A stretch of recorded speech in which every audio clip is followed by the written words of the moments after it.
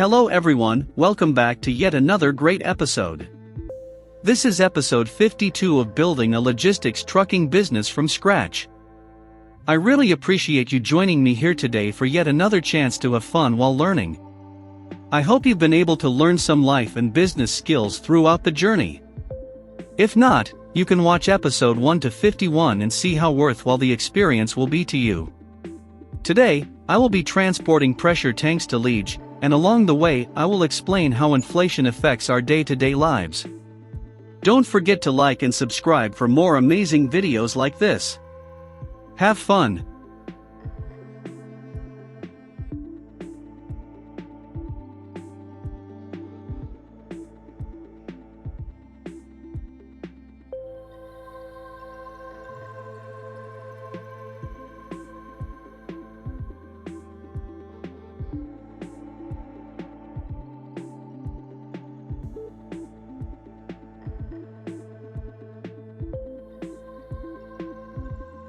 How inflation erodes the value of your money.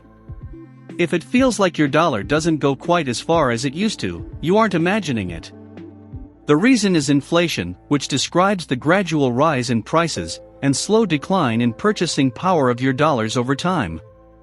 The impact of inflation may seem small in the short term, but over the course of years and decades, inflation can drastically erode the purchasing power of your savings. Here's how to understand inflation and the steps you can take to protect the value of your money. How does inflation work? Inflation occurs when prices rise, decreasing the purchasing power of your dollars. In 1980, for example, a movie ticket cost on average $2.89. By 2019, the average price of a movie ticket had risen to $9.16. If you saved a $10 bill from 1980, it would buy 2 fewer movie tickets in 2019 than it would have nearly 4 decades earlier. Don't think of inflation in terms of higher prices for just one item or service, however. Inflation refers to the broad increase in prices across a sector or an industry, like the automotive or energy business, and ultimately a country's entire economy. The chief measures of U.S. inflation are the Consumer Price Index, CPI, the Producer Price Index, PPI, and the Personal Consumption Expenditures Price Index, PCE, all of which use varying measures to track the change in prices consumers pay and producers receive in industries across the whole American economy. Though it can be frustrating to think about your dollars losing value, most economists consider a small amount of inflation a sign of a healthy economy. A moderate inflation rate encourages you to spend or invest your money today, rather than stuff it under your mattress and watch its value diminish. Inflation can become a destructive force in an economy, however, when it is allowed to get out of hand and rise dramatically. Unchecked inflation can topple a country's economy, like in 2018 when Venezuela's inflation rate hit over 1,000,000% a month, causing the economy to collapse and forcing countless citizens to flee the country. What is deflation? When prices decline across a sector of the economy, or throughout the entire economy, it's called deflation. While it might seem nice that you can buy more for less tomorrow, economists warn that deflation can be even more dangerous for an economy than unchecked inflation. When deflation takes hold, consumers delay purchases in the present as they wait for prices to decline even further in the future. If left unchecked, deflation can diminish or freeze economic growth, which in turn decimates wages and paralyzes an economy. Extreme inflation, hyperinflation, and stagflation. When inflation isn't kept in check, it's commonly known as hyperinflation or stagflation. These terms describe out-of-control inflation that cripples consumers' purchasing power and economies. What is hyperinflation? Hyperinflation occurs when inflation rises rapidly and the value of the currency of the country tumbles rapidly. Economists define hyperinflation as taking place when prices rise by at least 50% each month. Though rare, past instances of hyperinflation have taken place during civil unrest, during wartime, or when regimes have been taken over, rendering currency effectively worthless. Perhaps the best-known example of hyperinflation took place in Weimar Germany, in the early 1920s. Prices rose by tens of thousands of percent each month, which very badly damaged the German economy. What is stagflation? Stagflation occurs when inflation remains high, but a country's economy is not growing and its unemployment is rising. Usually, when unemployment increases, consumer demand decreases as people watch their spending more closely. This decrease in demand lowers prices, helping to recalibrate your purchasing power. When stagflation happens, however, prices remain high even as consumer spending decreases, making it increasingly expensive to buy the same goods. We don't have to look abroad to find examples, as the US experienced stagflation in the mid to late 1970s, as high prices from OPEC oil embargoes drove inflation higher even as recession lowered GDP and increased unemployment. What causes inflation? The gradually rising prices associated with inflation can be caused two main ways: demand pull inflation and cost push inflation. Both come back to the fundamental economic principles of supply and demand. Demand pull inflation. Demand pull inflation is when demand for goods or services increases, but supply remains the same, pulling up prices. Demand pull inflation can be caused a few ways. In a healthy economy, people and companies increasingly make more money. This growing purchasing power allows consumers to buy more than they could before, increasing competition for existing goods and raising prices while companies attempt to ramp up production. On a smaller scale, demand pull inflation can be caused by sudden popularity of certain products. For example, at the start of the coronavirus pandemic, the increase in demand for indoor, socially distant activities combined with the highly anticipated release of Animal Crossing: New Horizons saw the price of the Nintendo Switch gaming system almost double on some secondary markets. Because Nintendo could not increase production, due to factory production halts from COVID-19, Nintendo could not raise its supply to meet rising consumer demand, resulting in increasingly higher prices. Cost push inflation. Cost push inflation is when supply of goods or services is limited in some way but demand remains the same, pushing up prices. Usually, some sort of external event, like a natural disaster, hinders companies' abilities to produce enough of certain goods to keep up with consumer demand. This allows them to raise prices, resulting in inflation. For example, think about oil prices. You and pretty much everyone else need a certain amount of gas to fuel your car.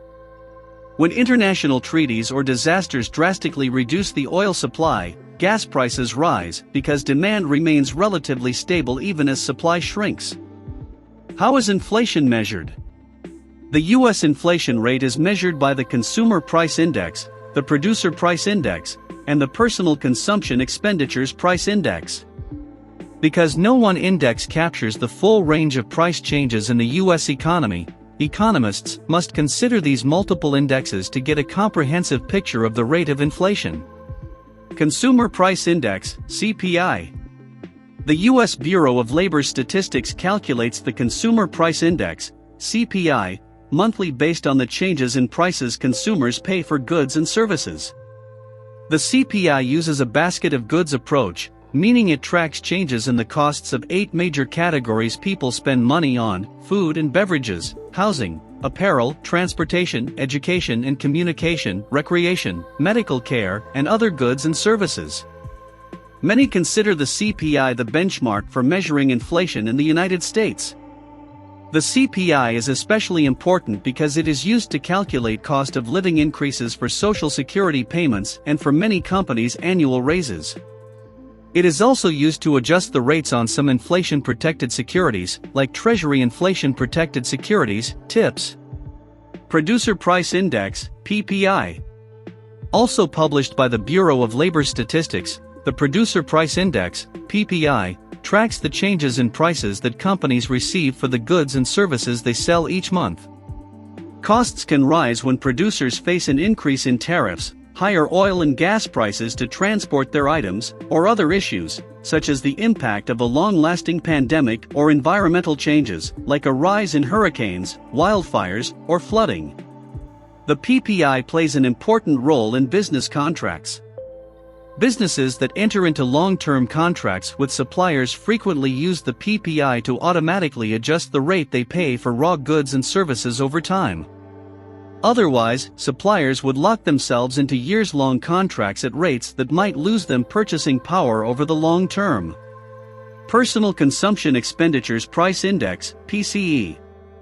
Like the CPI, the Personal Consumption Expenditures Price Index, PCE, tracks how much consumers pay for goods and services in the economy. PCE is published by the Bureau of Economic Analysis, which considers a broader range of consumer expenditures, like healthcare spending. It also updates the basket of goods it uses for calculations, based on what consumers are actually spending money on each month, rather than limiting data to a fixed set of goods. PCE is especially important because it's the Federal Reserve's preferred measure of inflation when making monetary decisions. Inflation and the Federal Reserve.